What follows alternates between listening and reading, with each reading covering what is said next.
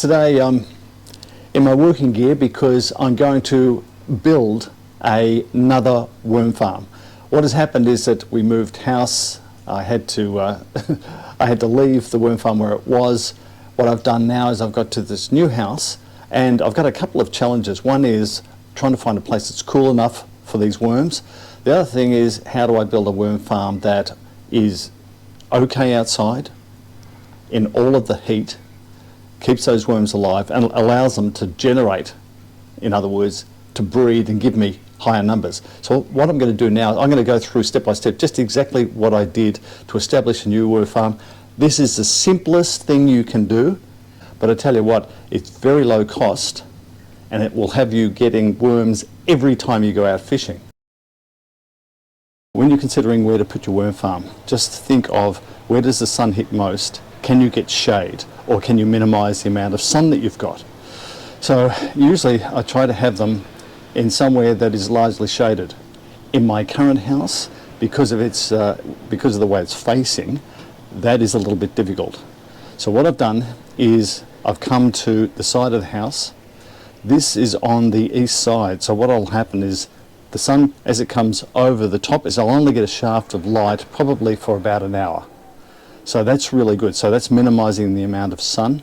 Other than that, it can be anywhere. You could put this under a tree, but as long as you've got cover to keep away from the hottest part of the day.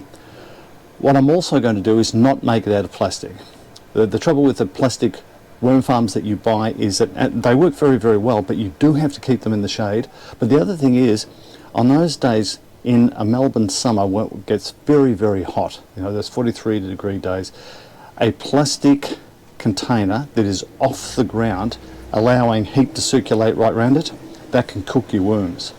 So you need the worms to be able to escape when it gets really, really hot. What you're going to need for this job today is a shovel of some sort, potentially to actually dig out some of the soil. You'll need bricks to build your worm farm. You're going to need worms for your worm farm, obviously.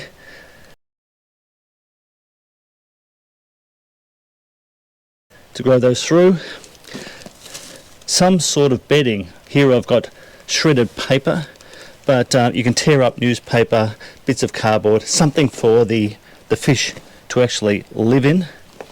Then you've got some food scraps. This will be the food, so any type of food scraps other than anything with a very strong smell, like citrus in particular. They don't like onion, things like that. Anything else is great from the kitchen. We had this container in our kitchen under the sink, and we just fill it as we make our dinner and salads, and water. Some water just simply to wet the soil at the base of your worm farm so that it is compatible with the type of environment the worms will want if they need to escape the heat. I got these bricks this morning and I didn't pay anything for them. I got onto Facebook Marketplace. I found somebody who was giving away bricks. Luckily they only had a small quantity to give away. They wanted them all gone in one lot, which was fine, and I calculated the number of bricks I would need. They happened to have almost exactly what I needed, just a few more. So now that's what I'm going to use to build the worm farm out of. The reason being is the bricks don't radiate heat or cold near as much as plastic will, so they're much better that way. The other thing to note is that I won't have a base on this worm farm. In other words, this is going to be sitting directly on the soil. That way, when it gets really, really hot, those worms can escape. And that's what I'm after. I want the worms to be able to escape into the cooler soil, not get cooked on the very, very hot days, but I know that if I keep the feed up, they'll always stay where there is food. And that means that I've got a ready supply of worms at any time. Okay, if I move over here to a bit of a restricted space, what I've done is moved the stones back, and now I'm just starting to dig out some of the soil that is there. I'll probably dig down about the depth of one brick That's about all. I'll have the bricks built up above that, have a top on it, and then if I keep that moist, there'll always be conditions that they like to thrive in. I have dug that out just a very, very shallow pit. It's on about only 1 brick deep. That's going to be the base. When that soil, although it's packed, I'll chop it up a little bit. Moisture in there will be somewhere for them to escape to. Now what I'm going to do is put the bricks around it to create the wall.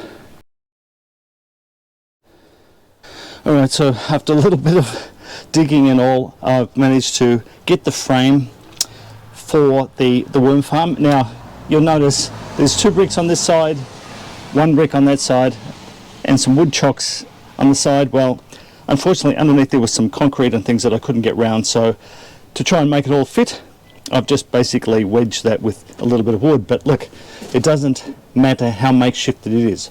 All you need is for those worms to be able to get down into the soil and escape on the really hot days. Now all I'll need to do is get a lid for it. Usually I use a couple of tiles or something like that. Not usually wood. Wood would probably be best, but it usually breaks down because it gets wet and everything. Now I'll put in I'll water this a little bit to get it moist. I'll put in some shredded paper. You just need something which is really only bedding, but just something that the worms can live in. Then I'll put some vegetable over the top of that, vegetable scraps, and the worms on top of that. What I'm going to do now is I'm just going to wet this soil a bit. See, it's not too scientific. That's it, just to make it damp. The next thing I'm going to do is put in my bedding medium, in this case shredded paper. So just put that in. I've always found that it's also a good idea to sort of wet that a little bit as well.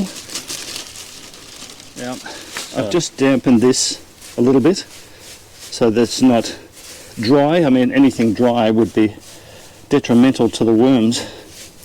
Okay, so this is their bedding. We know the soil below is moist. There we go. So now that has been wet and is perfect for the worms to go into. That's what they'll live in, not what they'll eat so much.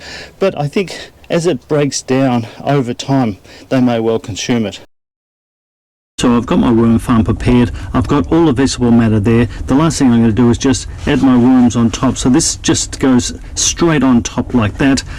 They will then consume that food, they'll bury down, and I'll keep topping this up with food scraps so that every time we get them, probably to start with, probably only about every 2 weeks, or I might put each week I might put a small amount in, but over time, that as the worm numbers grow, you need to put more food in there. It's quite amazing how much they can consume. So that is it. The farm is ready. I'll put the top over that now. It's in a cool place. This is perfect, and I'll always have a ready supply of worms. There is my top. Now this is a bit of overkill. I've used basically a concrete paver. What I will do is a little bit later on I'll get something that's a bit lighter. This is quite heavy, but usually I find a couple of tiles or something like that is really, really good. So that is it. If you've enjoyed this video, please give us a thumbs up and subscribe. And for information on gear and bait, tactics, techniques, go to my website, howtofish.com.au. See you next time.